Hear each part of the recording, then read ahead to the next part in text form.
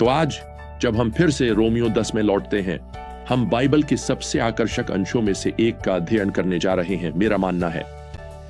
और शुरुआत में यह हमें अध्याय 9 में चुनाव और पूर्व नियति के सिद्धांतों के बारे में जो हमने सीखा उसके विपरीत लग सकता है।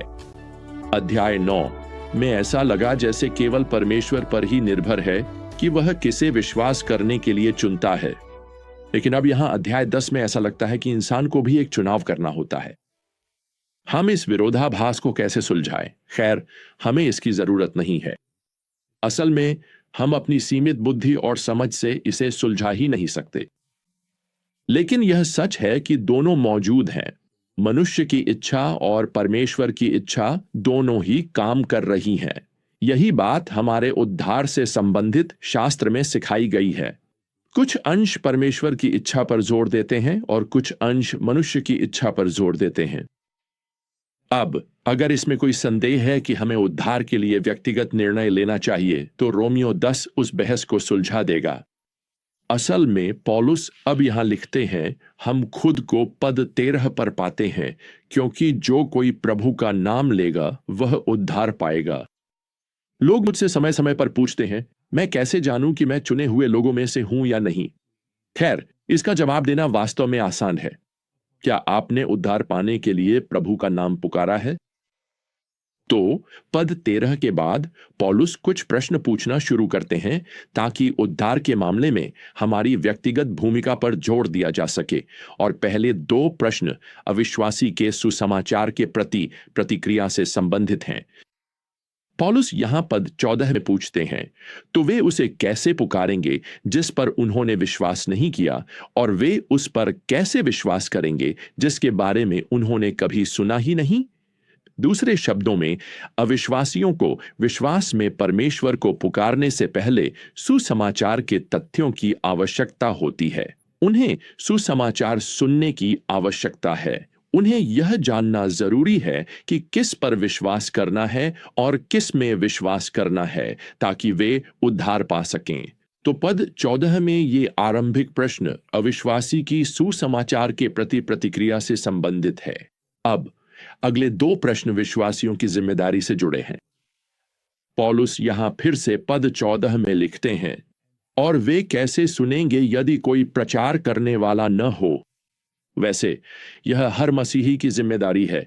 और प्रियजनों, मुझे यहां थोड़ी देर रुककर यह बताने दीजिए कि पौलुस यहां विदेशी मिशनरियों या पेशेवर पास्टरों के लिए अपील नहीं कर रहे हैं।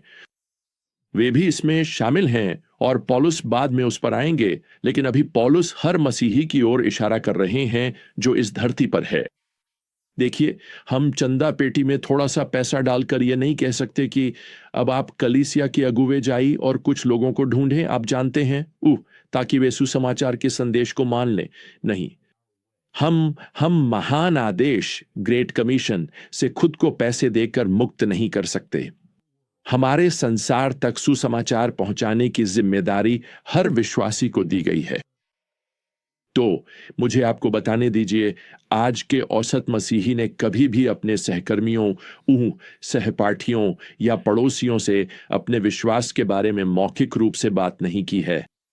ऐसा लगता है जैसे पौलुस यहां हमें चुनौती दे रहे हैं, यह कहकर कोई भी सिर्फ आपको देखकर उद्धार नहीं पाएगा। चाहे आप कितनी भी मेहनत करें या कितने भी ईमानदार हों, चाहे आप कितनी भी धार्मिक जीवन जिए, वैसे ये सारी बातें महत्वपूर्ण हैं। लेकिन जहां आपकी जीवन शैली आपके विश्वास को दर्शा सकती है, वहीं वह आपके विश्वास के तथ्यों को नहीं पहुंचा सकती। आखिरकार आपको दूसरों तक सुसमाचार पहुंचाना ही होगा। अब पौलुस हमें यह नहीं कह रहे कि हम अपनी नौकरियां छोड़ दें और सब प्रचारक बन जाएं।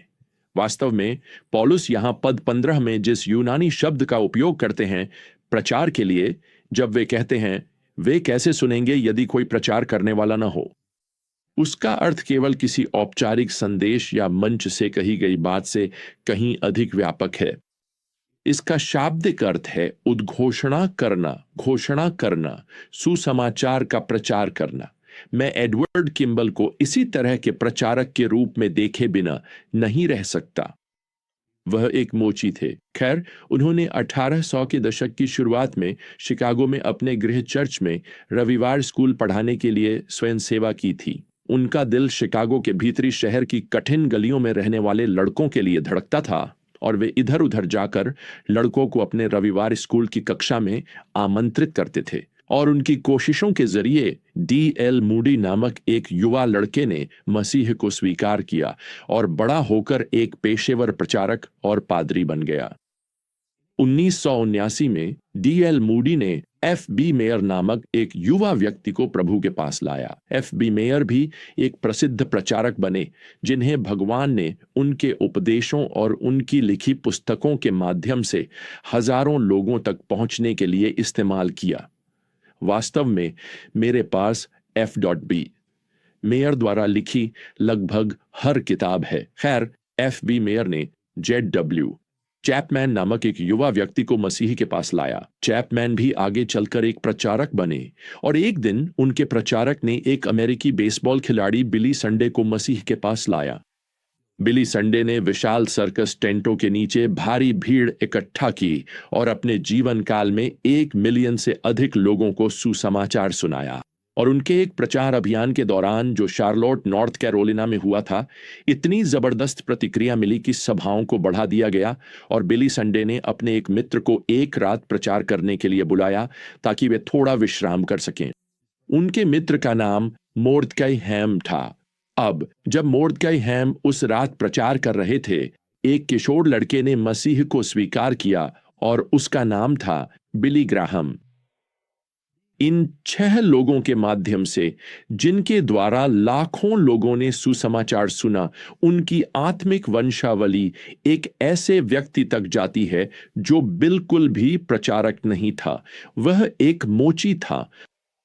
एडवर्ड किम्बल समझते थे कि जूते बनाना उनका पेशा था, लेकिन उनका असली उद्देश्य मसीह का सुसमाचार साझा करना था।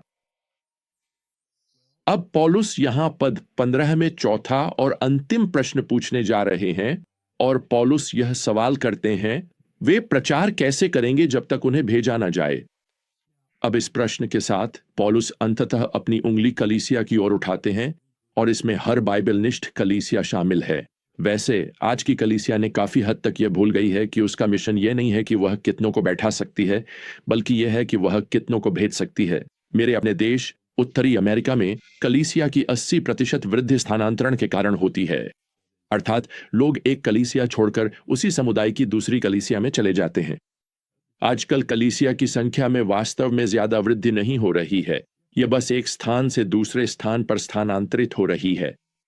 किसी को किसी दूसरी कलीसिया में संगीत पसंद आ जाता है तो वे वहां चले जाते हैं, किसी को किसी दूसरी कलीसिया में प्रवचन श्रृंखला पसंद आ जाती है तो वे वहां चले जाते हैं, किसी को किसी और कलीसिया में बच्चों की गतिविधियां पसंद आ जाती हैं तो वे वहां चले जाते हैं।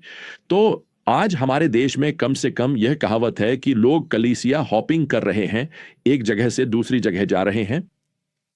जिस कलीसिया में मैंने कई वर्षों तक पादरी के रूप में सेवा की है, वहां मेरी आधी सभा ने कभी कलीसिया की सदस्यता ही नहीं ली।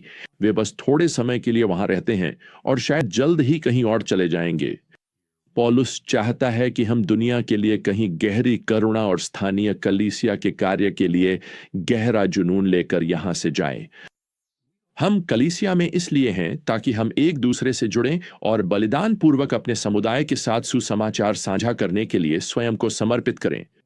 बलिदान पूर्वक देना ताकि हम लोगों को सुसमाचार पहुंचाने के लिए दुनिया के अन्य हिस्सों में भेज सकें।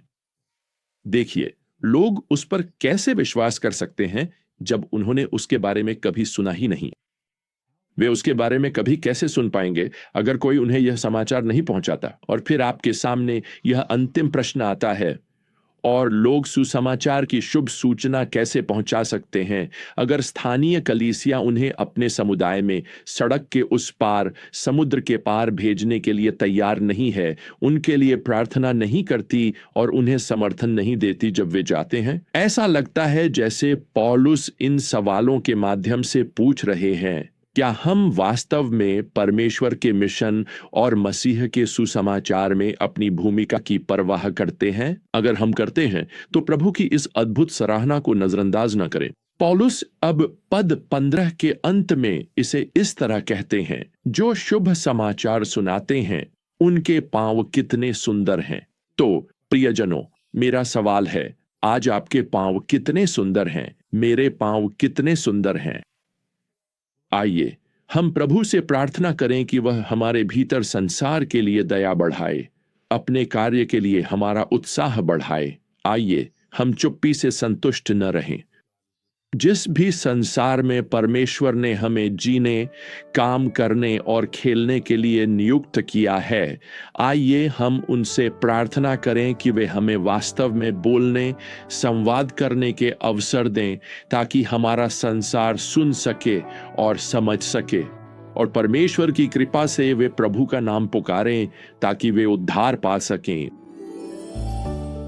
तो जब तक हम अगली बार फिर मिलें, प्रियजनों, प्रभु यीशु मसीह की अनुग्रह, परमेश्वर का प्रेम और पवित्र आत्मा की संगति आप सभी के साथ बनी रहे। आमीन।